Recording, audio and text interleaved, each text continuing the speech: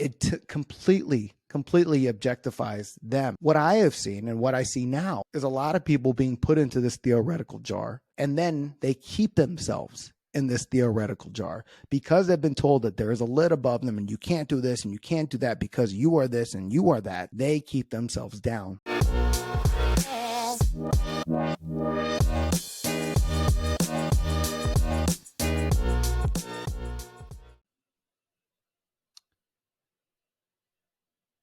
What's up, guys? I'm Alan K, and welcome to the ShiftEQ.Podcast with Alan K.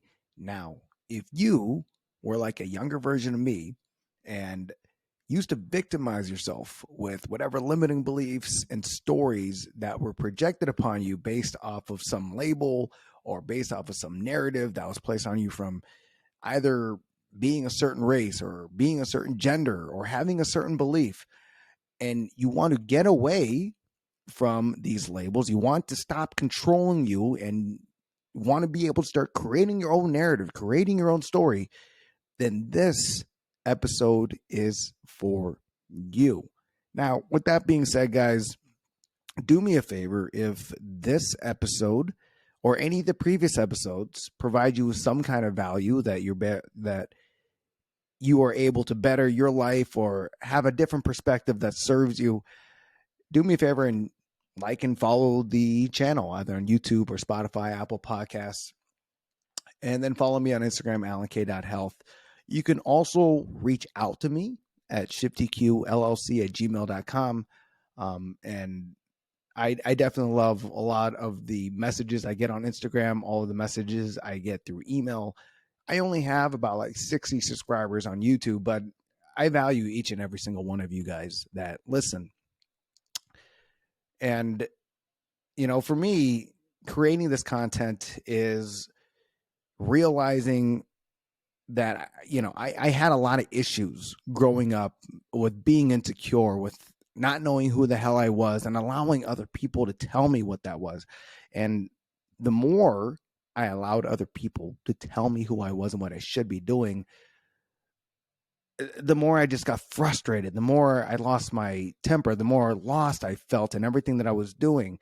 And it wasn't until it was the stories in my head that I had to rearrange, that I had to start working on the fact of who I really was in lieu of the stories that were projected on me 24/7. That's when the work started happening. And for me, now that I'm on this end of it, now I'm doing the work, and now I'm starting to realize where a lot of those triggers, a lot of those traumas, and a lot of those embedded adversities that are still affecting who I am. This is why this channel is made, is to work through and support the younger version of Alan that needed these words, that needed to be told, hey, you're not a label, you're not a stereotype, you're not a narrative, and your future is based on whatever the hell you want to make it.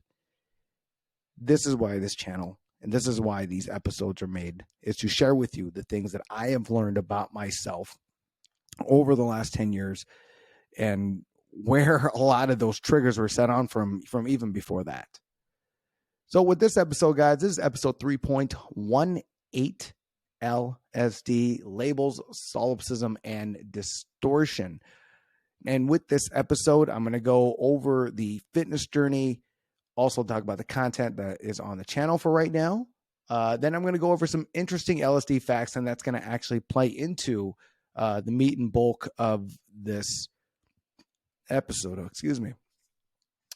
So, fitness. We are officially 4.5 weeks out away from the next competition, the OCB Vegas Victory, on May 13th in Las Vegas, Nevada, my favorite place in the whole wide world. I feel as ready as I have ever been. And it's kind of like this weird waiting period of, come on, we got to, I got to cut down a little bit more. I definitely got to post some more, but I'm as ready as I'm going to be, as ready as I have been, especially compared to the last two competitions. The one thing that's actually unique about me cutting in this cycle that I didn't do the last couple ones is that I actually still am allotted to have a cheat meal, and that's once every 10 days. And for all of you inner fatties like me that love talking about food, the very first cheat meal that I had when I was a lot of these cheat meals was In-N-Out. The second one I had was at Urban Rye, which is the most amazing local steakhouse in Vegas. I highly, highly recommend going. Get away from the Strip if you ever go. Like, try the local places. I promise you, you will not be disappointed. And this most recent cheat meal was this last Sunday. The Hat was closed. The Hat is my favorite pastrami burger joint in the Inland Empire. And now what I ended up doing is going to another old school classic for one of my best high school treats, I guess, which is carne asada fries from Alberto's. You can go to it feels like you can go to any Southern California Mexican food place and they have carne asada fries or a California burrito, and those are the most amazing things ever. You go to Alberto's, Alberto's, or any of those O's or Fredo's and Dito's, and you get the point that all you got to do is go that, and you get those carne asada fries. They're amazing. But the reason why I actually want to talk about cheat meals is because there's actually a couple of good reasons why cheat meals are actually necessary. The first one is it's actually good for your metabolism. So when you're at a deficit and you're constantly eating less and less calories, your body's metabolism is adjusting for such. Every once in a while, you need to up your intake so that your metabolism can still be operating at a higher baseline.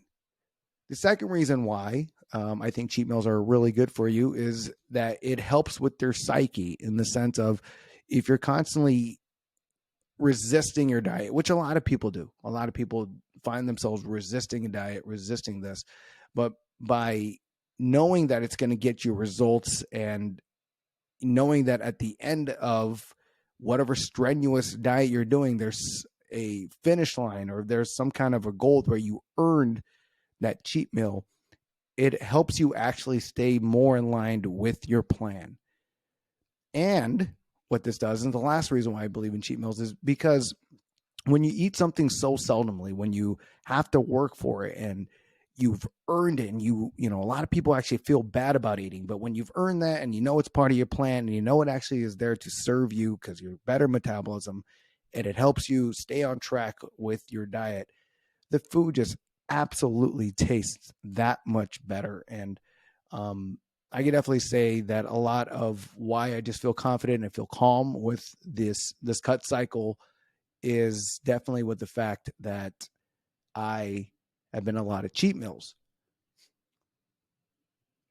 Another thing that goes into this, right?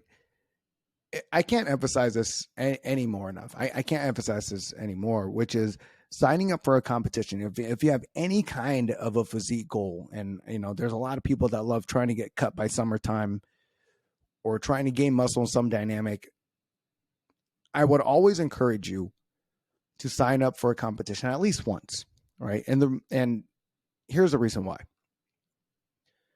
When you reach after a goal, something fitness, something financial, it doesn't matter what it is, these goals, humans have an approximate 90% failure rate, a 90% failure rate.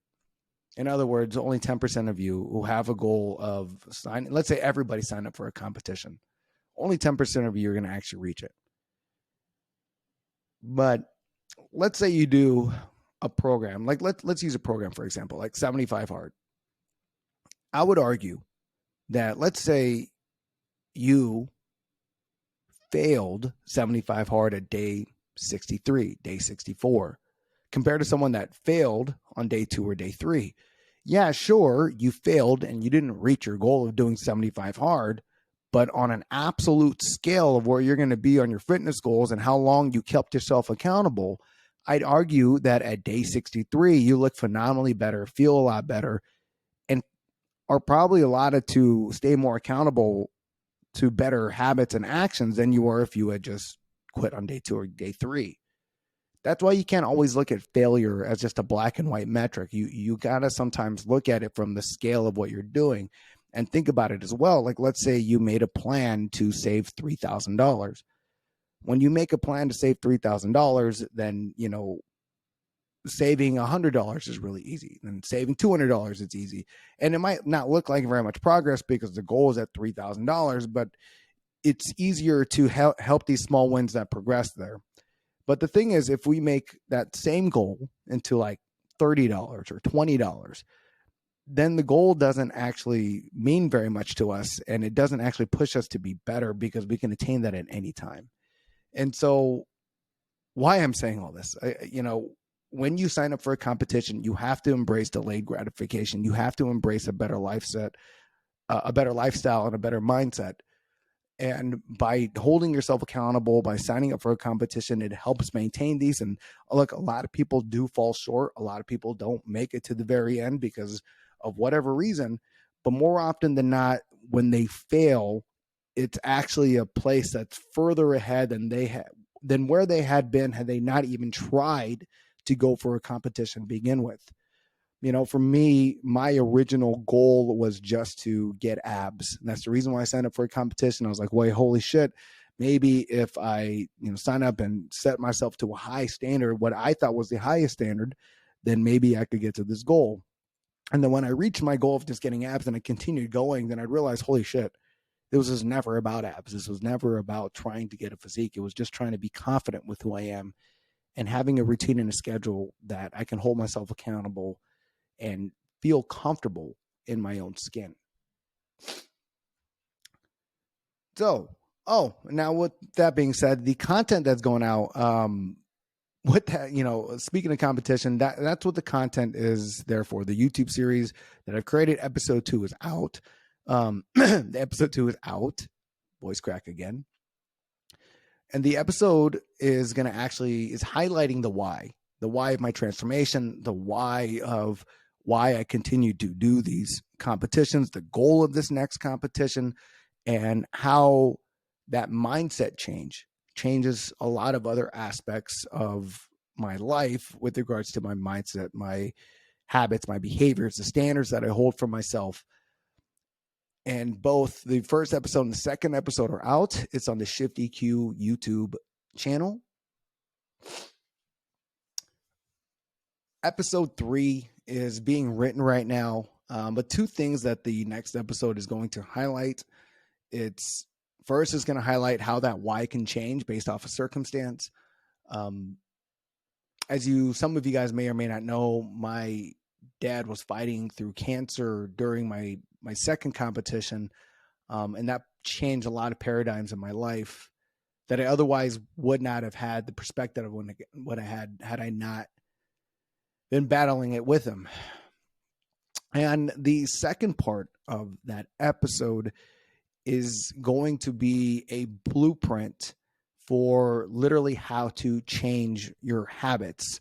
If I were to really just talk, if the biggest change that I've honestly made, because I've always worked out in some dynamic, I've always tried to have some kind of goals, but the biggest change that I've made from just trying to do a regular workout to competing is by switching over my eating habits to leaner proteins, more complex carbs, and doing those consistently.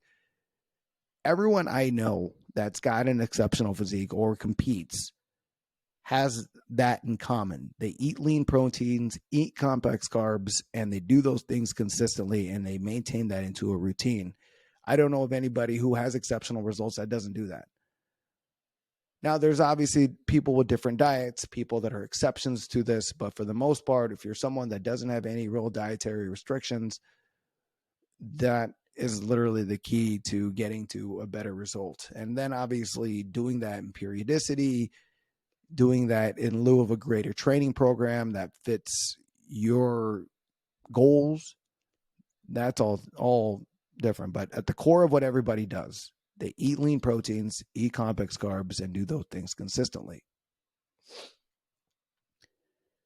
Now, again, this episode is called LSD, and I felt like, well, if I were going to trigger the title of LSD and talk about it, you might as well bring up certain facts about it, because LSD is starting, and other hallucinogens are starting to be used as a way to treat mental health and specifically PTSD. I did some research on Google. Mind you guys, do your own research, find your own facts, but found out that the current antidepressants that we use, the current over-the-counter big pharma stuff that we use, they use something called SSRI, which is selective serotonin reuptake inhibitors. And what this does is that it increases the available serotonin in your body already, and it increases its availability to the serotonin receptors that then get transported to your brain.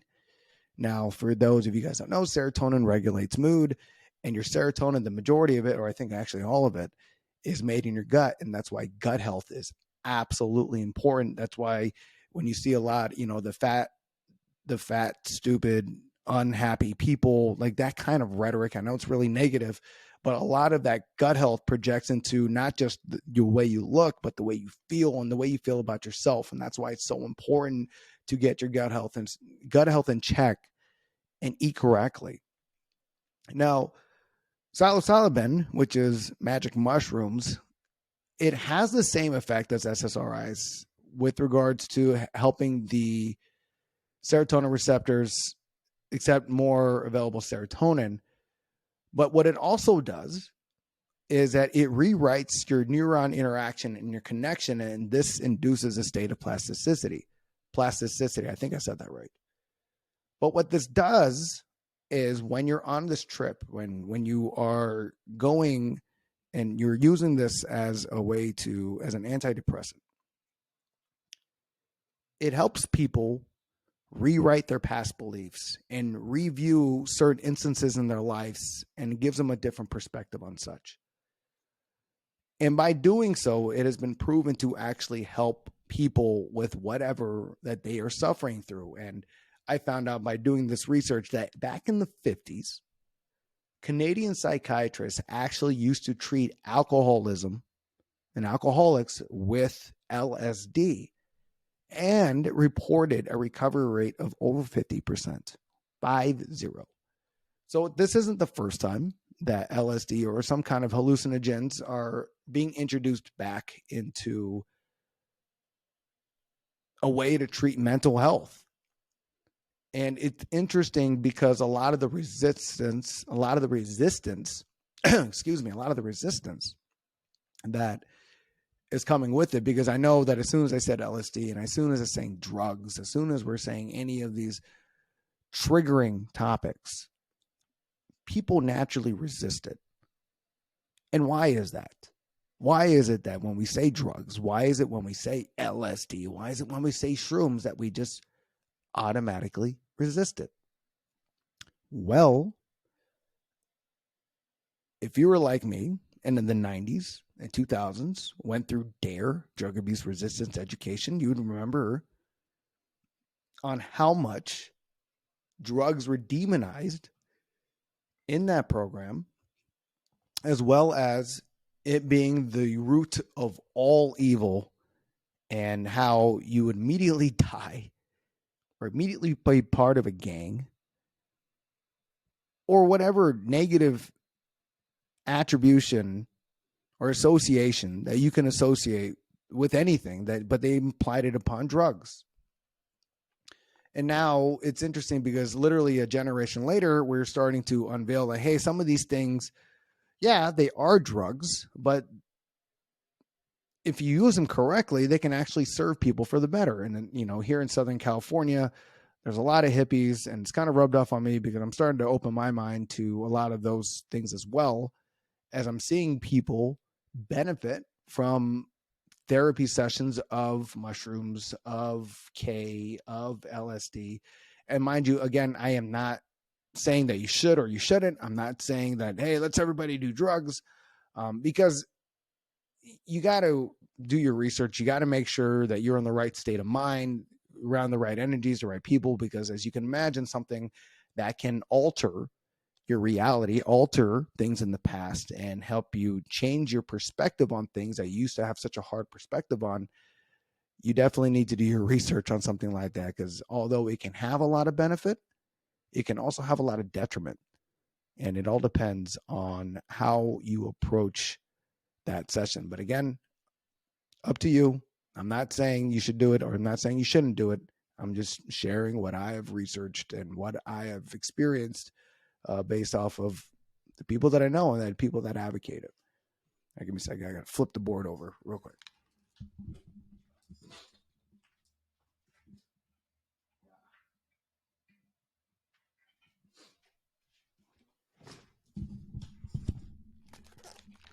All right. Yeah, guys, I have a board. If you guys know, I just kind of flipped it over. And anyways, so the label of drugs, right? And like I talked about earlier, something that we resisted, right? But the same thought of having some kind of label and implying values, implying morals, and implying behaviors based off of that label is something that we are starting to do amongst ourselves. There is an interesting meme or video on Instagram, and it has a scientist that has this glass jar, and he puts a whole bunch of fleas in this glass jar and immediately just seals it up. And what he describes is that, when you have these fleas and they're all just going ape shit in this jar, they're not able to fly out of the jar because of the lid. And after a while, even when you remove the lid, the fleas don't fly out of the jar. As a matter of fact, they stay in and they won't get above where this lid used to be. And why is that? It's because when they're put into a jar and they're given this lid, they don't go any higher than what they're allowed to. And even when that lid is lifted, they in their minds have already programmed that they can't go above and out of the jar because of the theoretical lid that's still there, even though it's not there. And why am I bringing this up? When we have labels, when we believe so hard in them to the point where we're cancel culture and we're using them to weaponize and we're using them to not listen to people or try to characterize people before we don't even know them, it literally puts people into a jar. It puts a lid on who they can or cannot be. And it completely objectifies them. Furthermore, what I have seen and what I see now is a lot of people being put into this theoretical jar. And then they keep themselves in this theoretical jar because they've been told that there is a lid above them and you can't do this and you can't do that because you are this and you are that. They keep themselves down. And because this isn't congruent with who they really are, and because it's inhibiting their behavior because of this theoretical lid, theoretical jar, it's causing a lot of people to find discourse with themselves because that's not who they really are. But because they've been told this is all you can be, they now have told themselves this is who you can be. For me, one of the biggest examples of this was the label of being an Asian male. I talk about this on end because it is that label has played a part in my life drastically. One of the things that it used to do was tell me that I couldn't be masculine. I never saw an Asian guy actually ripped or buff in the bodybuilding world. And even though that's what I wanted to do as a kid, I never pursued it because I didn't believe it was genetically possible for me to do so. And I know that sounds crazy, but back in the 90s, back in the 2000s, everybody was boxed into those labels. The race was more than anything else. It was like you're black or you're white or you're Asian or you're Mexican. And these labels all had a pretty aggressive set of behavior, stereotypes, and narratives.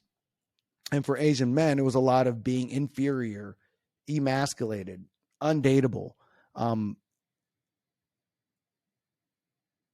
And on top of that, with especially when it comes to like the Asian ethnicity and the Asian stereotypes, it's still projected upon that we are supposed to take it. Like it's okay to still talk about Asians in a certain dynamic. Like I still hear Asian jokes still being thrown around as common as just dad jokes or anything else. But if you say a joke about a black person, everybody just stops and calls you a racist immediately. It's interesting because one of the labels that we're going to get into here is that of racism. And although racism is just a way of saying you're discriminating someone based off of their race, it just seems like only certain races can claim racism. And one of the scenarios that I'm going to talk about here is going to go into that. But I know for me, a lot of the chip on my shoulder that I use to better myself and try to prove people wrong was because I was constantly told, hey, you're Asian, therefore you can't date women and you'll never like women. And it's interesting for me because when I grew up, there were a lot of girls that liked me, but because I believed I was undateable, but because I believed Asian people don't date women, there would be girls that would approach me and I would just push them away because I believed so hard that I wasn't worthy of being dated or being dateable or being liked, that insecurity actually just projected onto people as soon as I realized I actually like someone. It's different now because I started realizing, hey, that's not how I want to be. That's not how I want to show up. But I see that behavior still in today's day and age. And it's not always just about being Asian, right?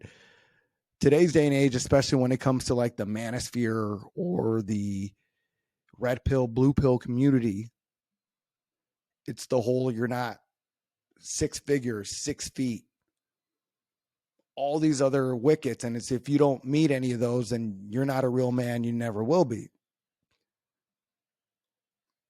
Another scenario I'm going to talk about here is going to go into that a little bit, but I see people find different labels, find different narratives about those labels, and then use that as a way to shell themselves from actually going after what they want and working through why they're even deciding to shell themselves into those boxes. They are choosing to become the flea in those containers for which lids are in and those jars. And they don't even know that they're drawing themselves into those behaviors and drawing themselves into a version that they don't want to be. But because so many people have told them that this is who you are, this is all you're meant to be, that is what they believe. Another concept I want to talk about with this is called solipsism. Solipsism is the view and theory that the self is all that can be known to exist. In other words, solipsism says for the only view, if you're solipsistic, means that the only view that can exist is your own. Nobody else's perspective matters. It doesn't exist because they all believe the same thing that you do.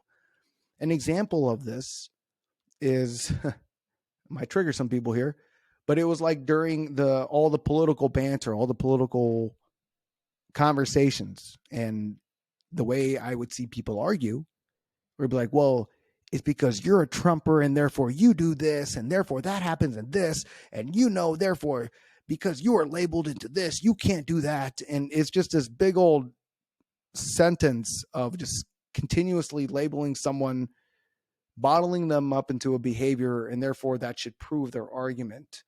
I remember being in a conversation one time, I forgot why we were talking about politics, but the guy's like, oh, because they're Trumpers, you know what Trumpers are. I'm like, no, actually, I don't know.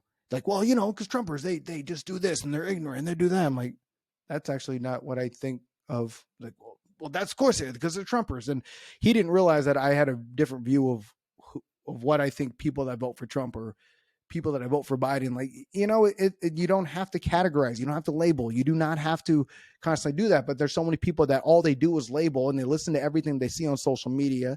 They don't make their own opinions. then therefore they think everybody else thinks the way that they do. And the way that the algorithms for all of your everything on your internet goes, and the TV shows that you may or may not register to,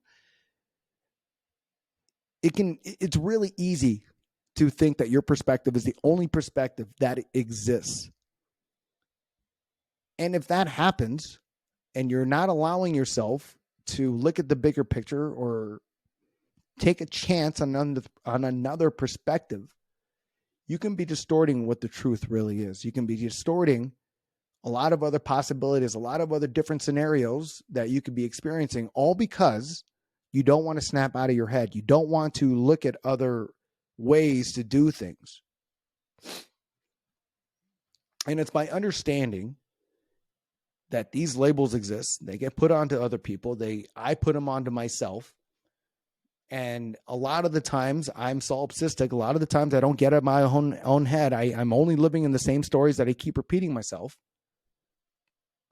And therefore it gets projected out into the world that we start realizing, hey, we are actually doing all of this to ourselves. And the only way we can get out of these labels, we can get out of being solipsistic and stop distorting a reality that is going to keep on pushing us down, we have to work on why these labels exist, why people even project these labels to begin with, and understand that you are not a label.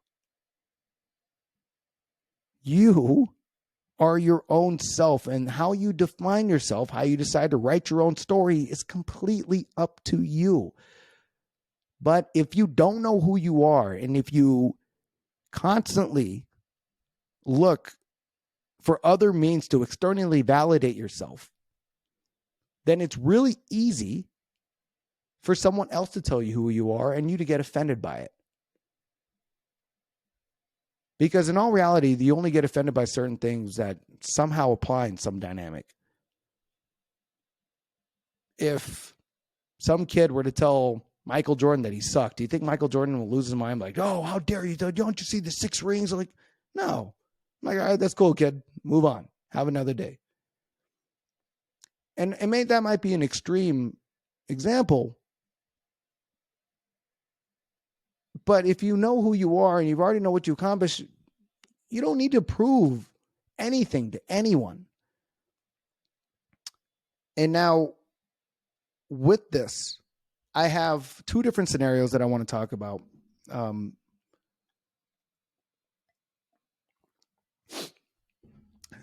both of which had me dealing with someone that constantly projected who they thought I was based off of whatever labels they decided to push upon me. And I just want to go over and display to you guys how those conversations were handled, how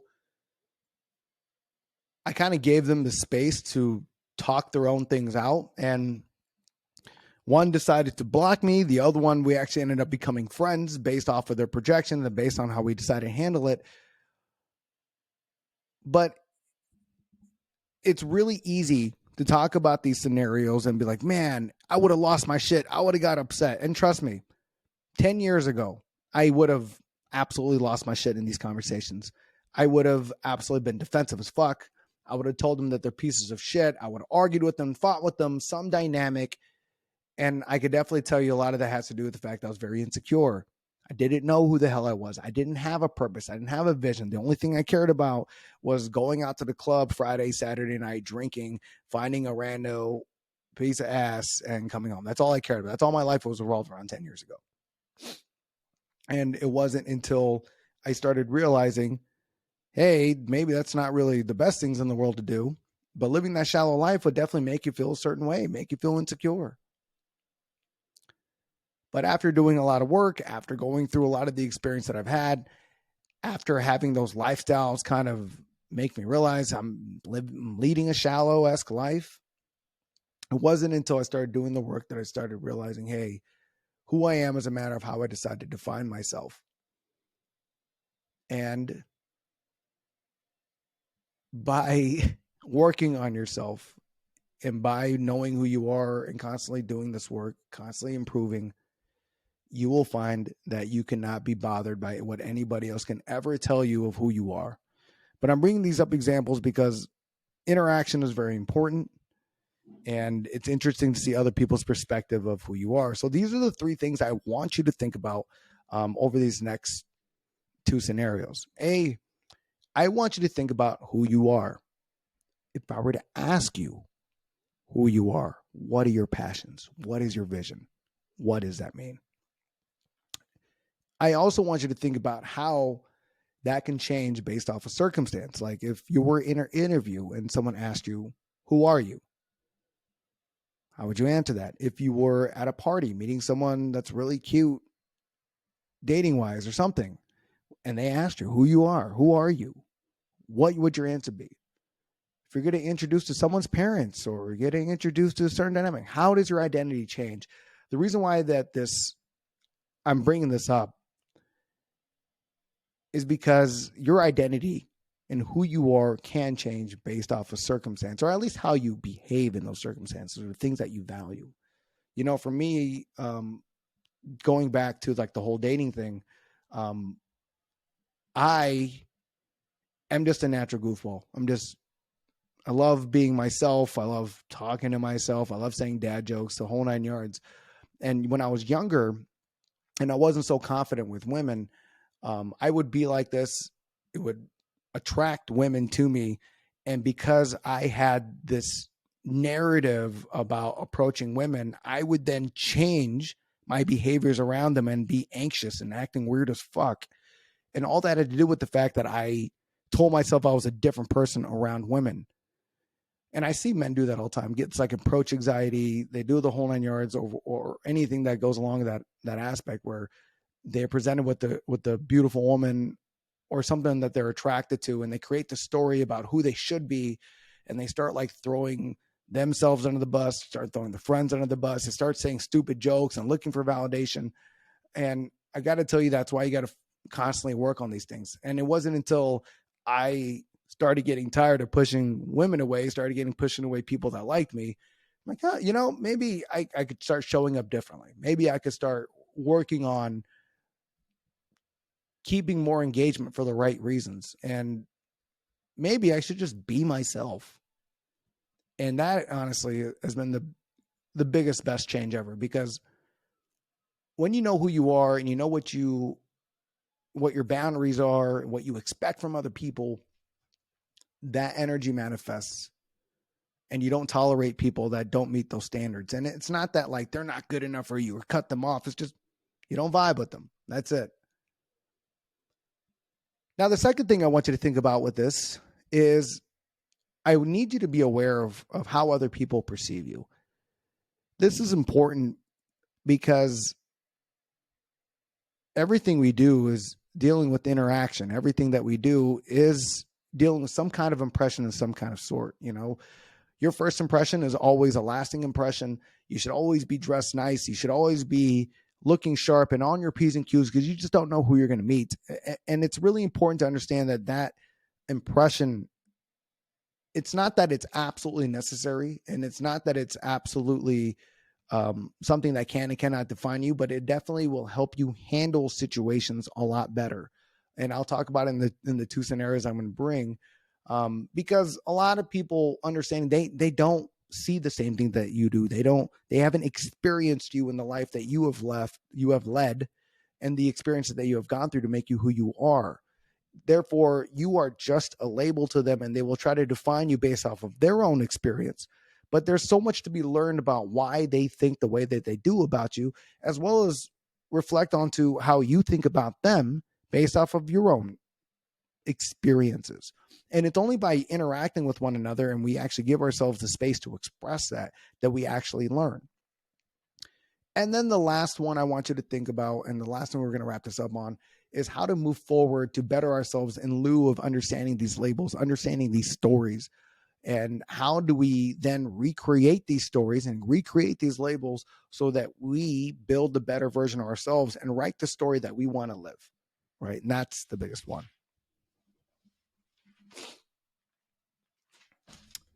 All right. So the very first scenario actually happened on Instagram. And to paint a setting, it was during COVID. when everybody was just being Twitter warriors and keyboard warriors and posting everything they could about fighting social justice as an ultimate all reality they didn't care about. And I remember posting a meme that said that discriminating against white people because they're white is racist and is racism. Oh my God. The amount of people that got so upset that I put that is astounding. You know, you don't know what you're talking about.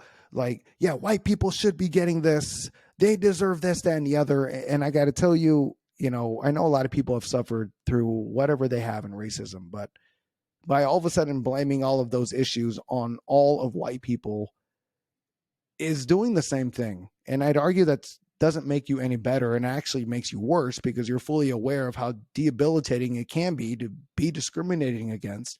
And by wanting to wage that back on everybody else is such a animus way of approaching resolve. And if you're going to constantly throw hate in lieu of being hated on, you're not going to get anywhere.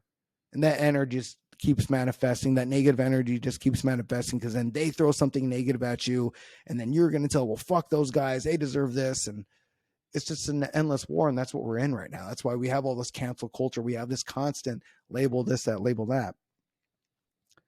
But I remember the one response that I got that just stuck out more than anything else was this girl that I was friends with, who then messaged me and told me that A, I have no right to talk about racism. And as a POC, I should be quiet and be grateful that people are fighting on my quote unquote behalf.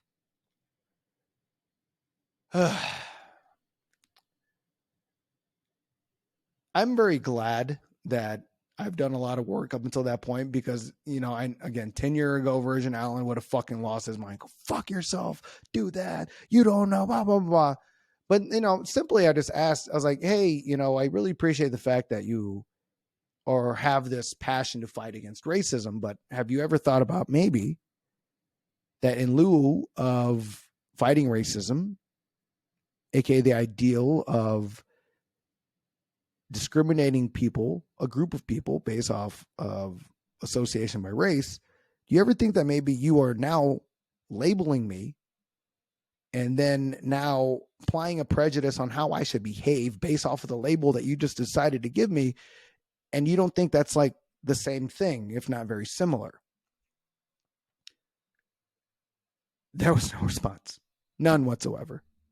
And instead, what she did was go on all of my posts on Instagram and start liking comments that disagreed with anything that I had to say.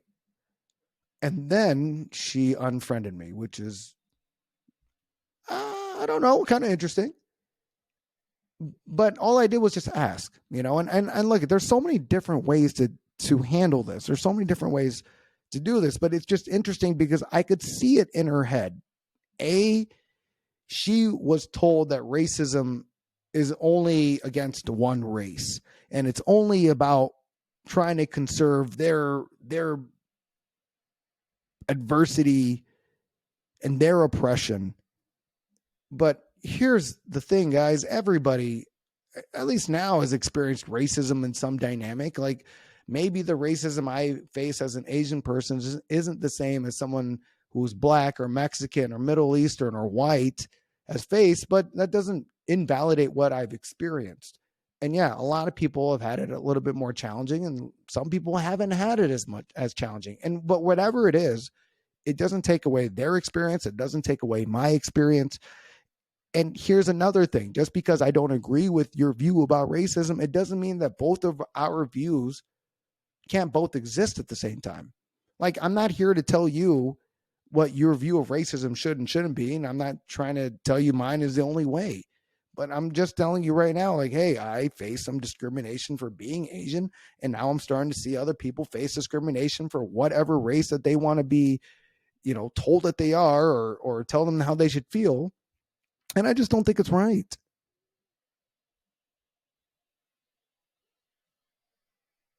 But it's interesting because racism has now become a privilege that I feel like only certain races can claim. Again, I still see Asian jokes being made on the forefront as if it's commonality of just dad jokes. It is what it is. You don't have to define yourself. And here's the thing is, when you know it's going to happen, when you know these things still exist, you got to do the work and understand, hey, you can say something about it, and we all should, and we all usually do, but you can't keep getting yourself upset about it. You can't. You cannot. Just work on a way to be above the ignorance. That's it. Another thing that I really learned during this time, and this is what this friend exhibited, is a theory called emotivism. And emotivism is how your ethical value and your personal value, adjusts over facts. In other words, regardless of what she was doing was ignorant and was implying that I didn't face racism because I wasn't black. That's what her other messages were. Forgot to include that, sorry. And because she felt so strongly about fighting against racism, and because I didn't agree with her because of my facts and my reality, in her mind, it didn't matter because she felt so strongly about what she was fighting against that it just completely negated anything that I had gone through or I was talking about. And therefore, anybody who opposed her view was a racist by default and was ignorant by default. And I noticed that a lot of people do that because of the solipsism that we exhibit, not thinking that other people had different perspectives, not understanding that there are other points of view. And when we are so solipsistic and so into our own heads and not working through all of these issues, we have another thing that feeds into this, which is confirmation bias. In other words, we look for things to prove ourselves to be right because at the end of the day, we are fucking egotistical as shit. And social media with its algorithms and only tailoring everything to what we want to see and what we want to believe only enhances this and only propagates this so much more. And so it's really important to understand that all of us exhibit solipsism in some dynamic. All of us are full of our own fucking egos. And it's only until we start getting challenged and having these kind of conversations where someone provides a different perspective, we're like, and maybe instead of getting upset, I should figure out why I'm getting upset. Maybe I should figure out why, instead of engaging into an open conversation, I decide to go into a bunch of old posts and start liking comments that oppose the person that just pissed me the fuck off. Man. Like, you got to work through it. In my opinion, if you're pissed off about something or something really hurts or something really just distorts how you decide to see things, A, you might be on LSD, but B, it's because something that they said really hit. It's something that they said to you resonates in some kind of truth. Otherwise, why the fuck would it matter? Or it's the fact that someone disagreed with it and you don't know how to handle that. Like, there's so much to look into when you get upset about someone saying something, and it's only until you start working on those reasons that you can get yourself from not being triggered. It's a lot of work to get out of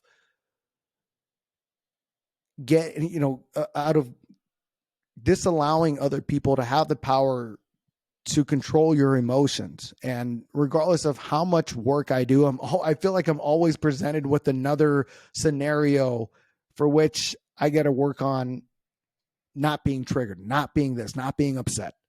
And it's by understanding these conversations, these kind of scenarios, and not allowing someone else to try to tell you how to perceive something, that we work through it and we understand why they even existed.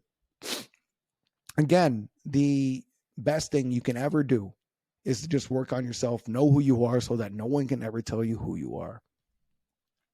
All right, the second scenario was a little bit more pleasant, but this conversation kind of follows in the same cue, except we actually ended up getting along. So a few months ago, I was going to New York for work. I go to New York quite often for work. And I used to fly into JFK and then take an Uber to the area that I stay in. And the area is called White Plains. And it's about an hour north of the airport. So I usually get into an Uber, talk to the Uber guy for that hour, because, in my experience, the Uber drivers in New York specifically are all hustling or grinding or trying to get ahead in some dynamic, or they just immigrated and they're trying to earn their citizenship. And like there's a very good group of people that I've always, just something about New York Uber drivers that I've always gone along with. But this one in particular, he was about, a 6'3" black guy from Ethiopia. Me and him started immediately getting into a conversation. And the first thing he asked me was, well, what do you like doing? What are your passions? Like, I like bodybuilding. I actually have a show here in a couple of months. He just starts fucking dying laughing. He just goes, dude, it's impossible. You're too fucking small. What the hell do you know about bodybuilding? All right, well, what is your definition of a bodybuilding? What I asked him. He goes like, well, it's Arnold, it's this, it's all these other things, these big guys, and you're not even close to it. And I started realizing, because bodybuilding is still not as popular of a sport, and it's really easy to look at like the Chris Bumps and Arnold Schwarzeneggers and think that bodybuilding is just the big classic physique or bodybuilding figures. Because before I started getting into the sport, I didn't realize there was a physique, aka a beach body division, which is the more lean people. In all reality, the only field that I can really be competitive in. And he wasn't aware of that. So I told him, I was like, well, the definition of a bodybuilder, to break it down in layman terms, is to build your body. And I build my body to an aesthetic for a show. And then you can see him just kind of like questioning him, like, oh, you guys kind of got some. He's like, all right, show me some pictures, right? And I started showing him like pictures from my first show, pictures from my last show. And we just got in. Then we just opened up the books of a conversation of what he should be eating. Like, this is what he's eating. What should I do to do this, that, and the other? And it actually opened up for a really open conversation on diets, on habits, on behaviors. And we walked away with a couple of really good, I gave him a couple of really good tips. He definitely saw where I was coming from. And you could tell that rapport was established just based off of the fact that I allowed him the space to define what he thought and why he didn't believe in me. And then B, he gave me the space to actually just define my own rhetoric. And obviously the pictures and everything else helped. I could have handled that in the beginning, just been so fucking upset and be like, oh, well, you don't fucking know. Try to be on my fucking ego, take my shirt off. Look at these abs, press them, fix these biceps, bro. I could have done that bullshit. But instead, I just wanted to have a conversation, see where he's coming at. Another thing with that being said, I don't want to get into a fight with an Uber driver and have this guy just drop me off in the middle of Brooklyn or something like that. I'm like, well, that's not what I wanted to do. That would have been really fucking stupid. So that's why I do things like that. Now, the next part of this conversation was also interesting because the layers of labels, stereotypes, and narratives, it just continued. And it continued when he asked me what I did. And what I told him, is that I podcast about men's health, specifically about their confidence, specifically about their emotional mental health. And sometimes I give dating advice, I guess. And then he started dying laughing. Right. Again, he goes, dude, what the fuck? You're small. You're Asian. There's no way you don't pull bitches. Blah, blah, blah, blah, blah. I'm like, all right, here we go again. And the same approach, I asked him, well, why do you think that? Why do you think I don't, well, because you're small, everybody says if you're short, you don't do this. And, Asian guys don't do that. And I bet you never, blah, blah, blah. I'm like, well, that's interesting because I just came back from a date from this other restaurant with this other beautiful girl. Like, oh, show me pictures, right? Show me whatever. I'm like, well, I'll show you your Instagram, right? Showed some DMs, the text. Obviously, you could tell I went out with this girl. And you could, again, see the wheels winding in his head. So then he started asking me like, so what do you do? Blah, blah, blah. I don't get it. Everybody says you got to do this, that, and the other in order for you to date. You got to be six, again, like the 6 foot rhetoric, the 6-figure everything. And simply told him, I was like, hey man, I've been told that my whole life. I've been told that from the very beginning. But what I have found is just by being myself, just by investing into who I am and making the best version of what I have and not worrying about anybody else, that energy attracts people that like those attributes. And instead of looking at what I don't have, instead of trying to be someone else, I found out it's way more beneficial and exponentially better to just be the best version of me. That's it. And it was interesting. Again, you could see the wheels turning his head. And then we just got into a conversation. Guys talk about all girls that they've hooked up with or been around or the funny stories. And we started sharing these stories and started sharing really interesting perspectives.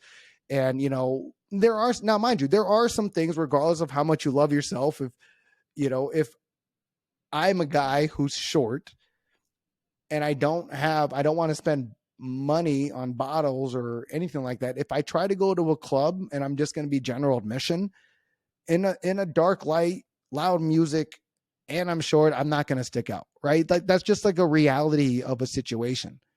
And I realized that about myself.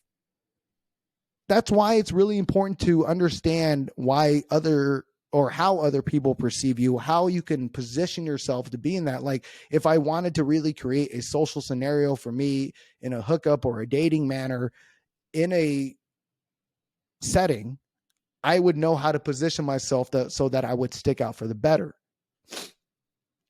But I've gone away from that. I've gone away from trying to position myself and doing all these things. Like I just like going to things that I love doing. Like I love going to poker games. I love going to bodybuilding events. I love doing these social events that I naturally gravitate towards. And that's it. That's just what I love doing. And if someone likes coming along for the ride, then by all means, that's cool. If not, I'm not doing things for the purpose of trying to get bitches or trying to impress anybody else.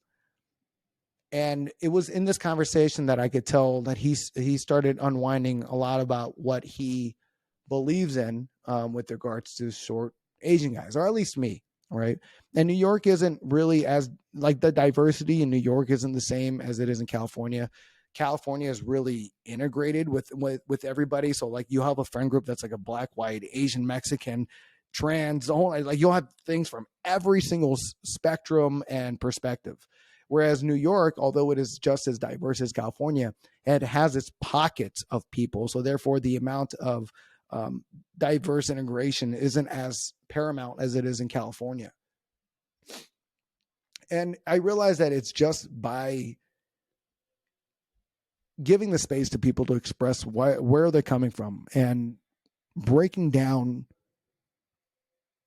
why you think the way that you do, and also allowing them to think the way that they do and not judging anybody for it, right? Because I'll tell you, a lot of people are correct in their own perspective based off of the things that they have seen. And it's not until you allow them to kind of unravel that, hey, maybe they're wrong, or maybe there's a different way of looking at it, that they realize that there is another way to look at things. And so the reason why I bring these scenarios up, and the reason why I can't emphasize more of knowing who you are and allowing other people to define you, is because these interactions happen every single day. They happen on social media. They happen at work. They happen at your local gym. They happen at wherever the hell that you interact with people on. And it's really easy to get caught up in labels and caught up into thinking that you are a something or a someone or should be a this or should be a that. And it's not until we start working on ourselves and really going after what we really want that all these other labels don't matter anymore. All these other behaviors, it doesn't matter, because the only things that matter to you are what you think of yourself and if you're heading to where you want to be. And once you start working on yourself and getting to that point, that's when a lot of these other conversations can actually be beneficial and educational rather than discriminative and rather destructive. You don't have to allow other people to define you. You do not have to get yourself upset into these scenarios. You do not have to sit there and quote unquote take it, right? You do not have to. Now, could you imagine those scenarios? Could you imagine had I not done any of the work, been really insecure, and was so set on everybody fucking validating me, so set on everybody else having the same view as me? I couldn't imagine how those scenarios would have went. And here's the thing, guys. If you really want to become a leader, you have to understand, like, hey, leaders lead with logic. And it's really easy to get caught up into these emotions, especially in those kind of scenarios where someone's trying to tell you how to think, someone's trying to tell you how to perceive yourself. But you have to identify that your emotion is happening and act indiscriminate of that. Like, you have to detach yourself from that emotion and be like, do I really want to act influenced by that? Or do I really want to act with the outcome in mind, the outcome that I wanted?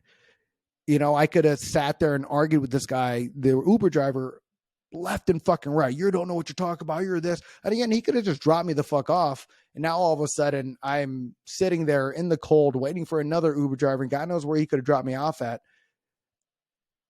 And that could have been it. All because I had to prove a point to this guy. Like, why do I care about what he thinks about me? He's just another Uber driver. But I see it all the time. People engaging into these petty ass fucking arguments. And it's like road rage. Like, someone gets cut off and like, oh, you just fucking ruined my day because you knew I was in that lane. And it's interesting on how many times you ever pass up someone that cuts you off.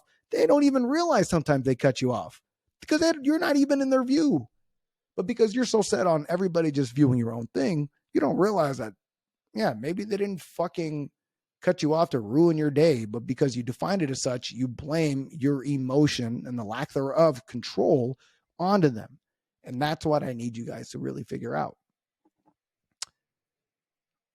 All right, now last but not least, and this kind of goes into labels and the stereotypes and the narratives. A couple of nights ago, I watched the movie Air.